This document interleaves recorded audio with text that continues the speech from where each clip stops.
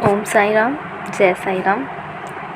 आइए हम बाबा के सच्चरित्र से अध्याय 39 का पारायण करते हैं। बाबा का संस्कृत ज्ञान, गीता के एक श्लोक की बाबा द्वारा टीका, समाधि, मंदिर का निर्माण।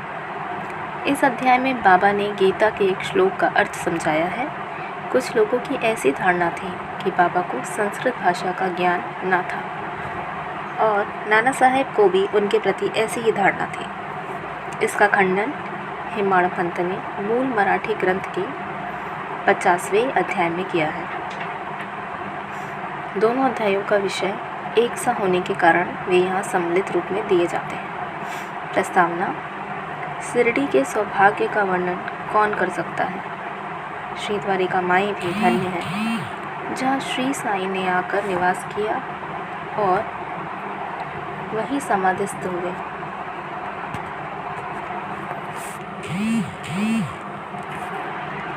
शिरडी के नर नारी भी धन्य हैं, जिन्हें साईं ने पधार कर अनुग्रहित किया और जिसके प्रेम वश ही वे दूर से चलकर वहाँ आए। शिरडी तो पहले एक छोटा सा ग्राम था, परंतु श्री साईं के संपर्क से विशेष महत्व पाकर वह एक तीर्थ क्षेत्र में परिणत हो गया।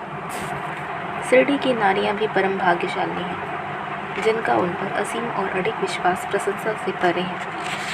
आठों पहर कामकाज करते, पीसते, अनाज निकालते, गृह कार्य करते हुए वे उनकी कीर्ति का गुणगान किया करते थे। उनके प्रेम की उपमा ही क्या हो सकती है। वे अत्यंत मधुर गायन करते थे, जिससे गायकों और श्रोतागण के मन को परम शांति मिलती थी। बाबा द्वारा टीका: किसी को स्वप्न में भी ज्ञात न था कि बाबा संस्कृत के भी ज्ञाता है। एक दिन नाना साहेब चांदुरकर को गीता के एक श्लोक का अर्थ समझाकर उन्होंने लोगों को विस्मय में डाल दिया। इसका संक्षिप्त वर्णन सेवानिवृत्त मामलतदार द्वारा श्री वी देव के मराठी साईं लीला पत्रिका के भाग 4 स्फुट विषय पृष्ठ 563 में छपाया है। इसका संक्षिप्त विवरण Sai Baba charter and saying पुस्तक के 61वें पृष्ठ पर और द वंडरस संत साईं बाबा के पृष्ठ 36 पर भी छपा है। ये दोनों पुस्तकें श्री वी देव नरसिंह स्वामी द्वारा रचित है। श्री वी देव के अंग्रेजी में तारीख 27/9/1936 को एक वक्तव्य दिया है, जो कि नरसिंह स्वामी द्वारा रचित पुस्तक के भक्तों के अनुभव भाग 3 में छापा गया है। श्री देव को इस विषय की प्रथम सूचना नाना साहेब चांदुरकर से प्राप्त हुई थी, इसलिए उनका कथन नीचे उद्धृत किया गया है। नाना साहेब चांदुरकर वेदांत के विद्वान विद्यार्थियों में से एक थे। उन्होंने अनेक टीकाओं के साथ गीता का अध्ययन किया था तथा उन्हें अपने ज्ञान का भी अहंकार भी था। उनका मत था कि बाबा संस्कृत भाषा के सर्वथा अनभिज्ञ हैं, इसलिए बाबा ने उनके इस भ्रम का निवारण करने का विचार किया। यह उस समय की बात है जब भक्तगण अल्प संख्या में आते थे। बाबा भक्तों से एकांत में देर तक वार्तालाप किया करते थे। नाना साहिब इस समय बाबा की चरण सेवा कर रहे थे और अस्पष्ट शब्दों में कुछ गुनगुना रहे थे। बाबा: नाना, तुम धीरे धीरे क्या कर रहे हो। नाना: मैं गीता के एक श्लोक का पाठ कर रहा हूँ। बाबा: कौन सा श्लोक है वह। नाना: यह भगवत गीता का एक श्लोक है। बाबा: जरा उसे उच्च स्वर में तो कहो।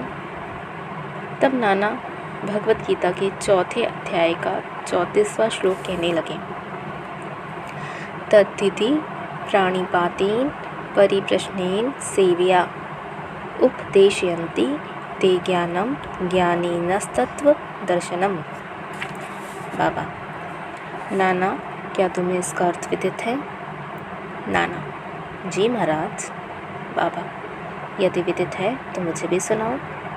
नाना: इसका अर्थ है, तत्व को जानने वाले ज्ञानी पुरुषों को भली प्रकार दंडवत कर सेवा और निष्कपट भाव से किए गए प्रश्न द्वारा ज्ञान को जानना।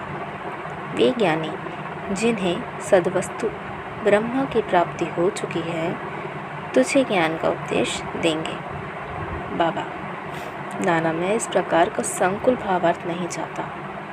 मुझे तो प्रत्येक शब्द और उसका भाषांतरित उच्चारण करते हुए व्याकरण सम्मत अर्थ समझाओ। अब नाना एक एक शब्द का अर्थ समझाने लगे। बाबा, नाना, क्या केवल साष्टांग नमस्कार करना ही पर्याप्त है? नाना, नमस्कार करने के अतिरिक्त मैं प्राणिपात का दूसरा अर्थ नहीं जानता। बाबा, परिप्रश्न का क्या अर्थ है? नाना, प्रश्न पूछना। बाबा, प्रश्न का क्या अर्थ है? नाना, वही प्रश्न पूछना। बाबा, यदि परिप्रश्न और प्रश्न दोनों का अर्थ एक ही है तो फिर व्यास ने परि उपसर्ग का प्रयोग क्यों किया?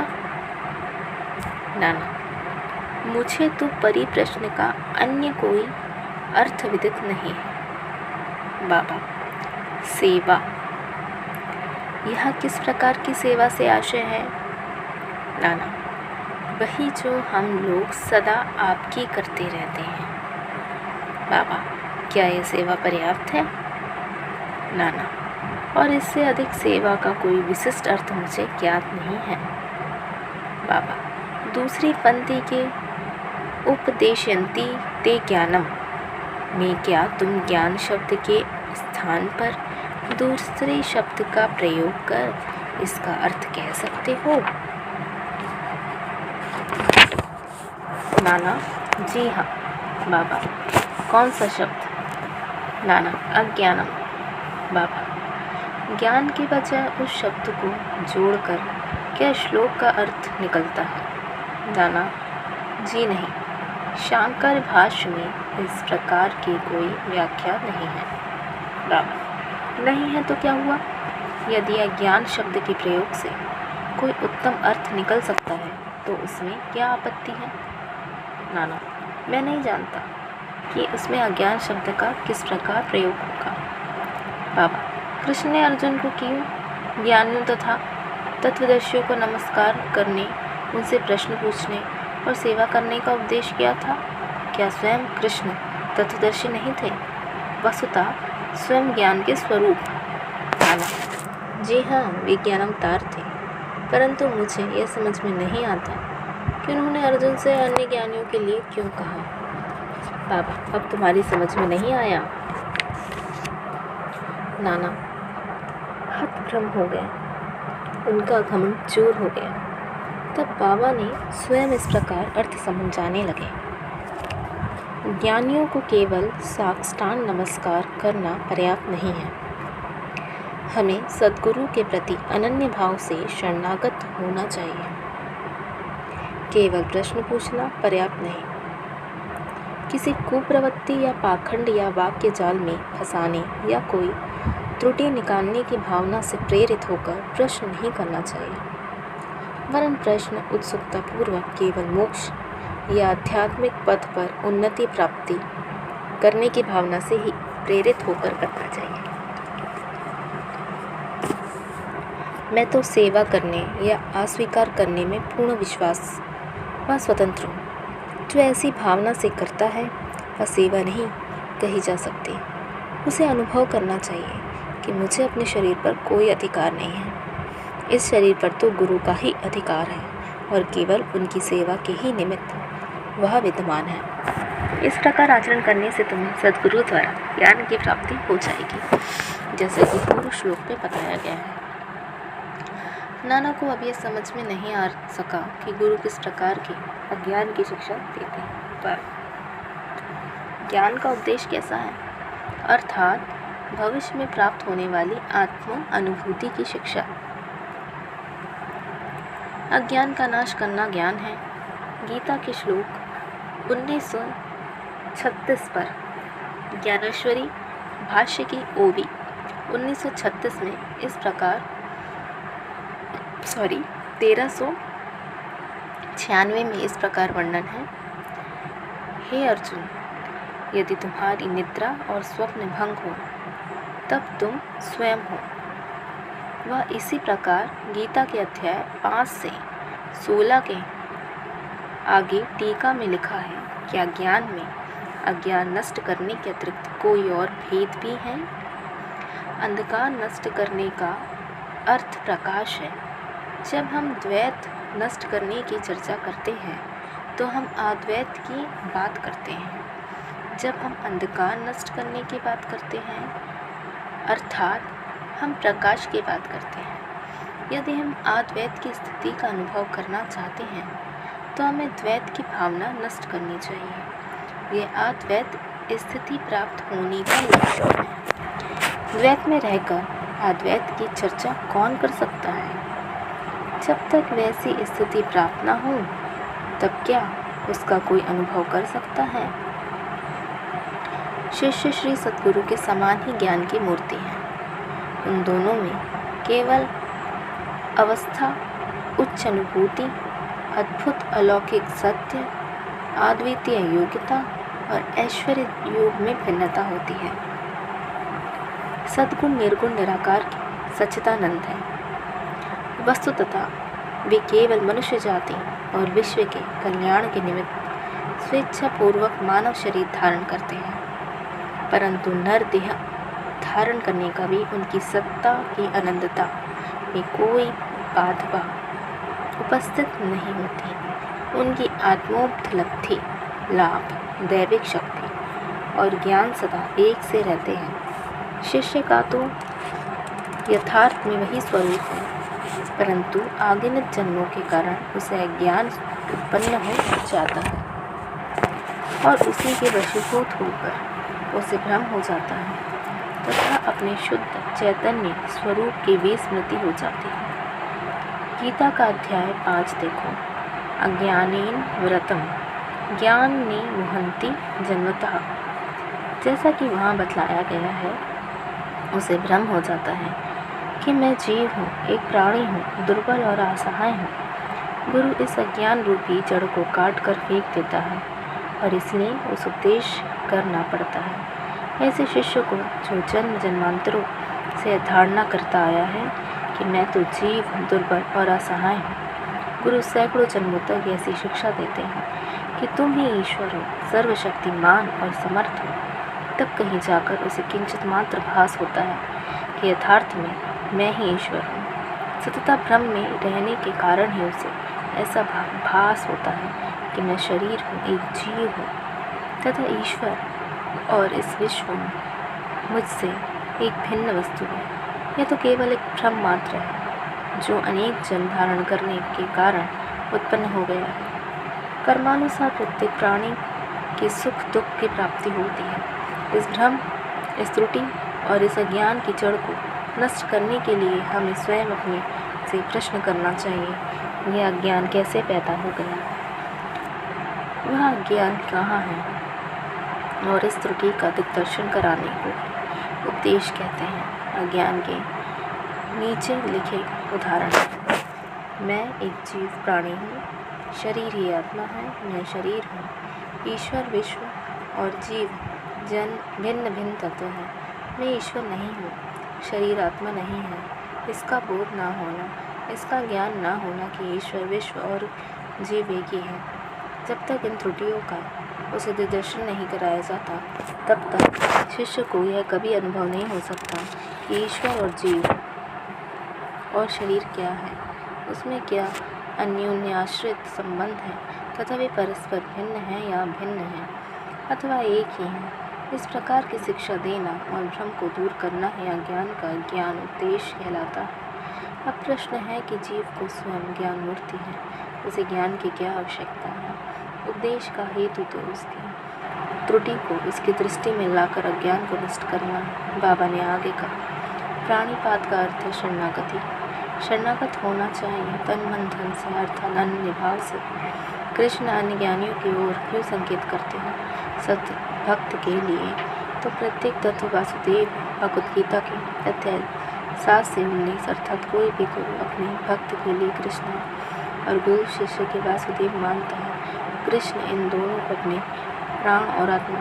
भगवद गीता अध्याय 7 से 18 पर ज्ञानदेव का टीका, चूँकि श्री कृष्ण को विदित था कि ऐसे अनेक भक्त और गुरु विद्यमान हैं, इसलिए उनका महत्व बढ़ाने के लिए ही श्री कृष्ण ने अर्जुन से ऐसा उल्लेख किया। समाधि मंदिर का निर्माण। बाबा को जो कुछ करना चाहते थे उसकी चर्चा वे कभी नहीं करते थे। प्रत्युत आसपास ऐसा वातावरण और परिस्थिति का निर्माण कर देते थे कि लोगों को बाद में उसका निश्चित परिणाम देखकर बड़ा अचंभा होता था।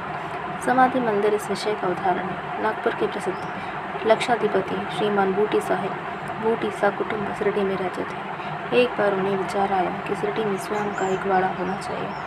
कुछ समय के पश्चात जब वे दीक्षित वाड़े में निद्रा ले रहे थे तो उन्हें एक स्वप्न हुआ कि बाबा ने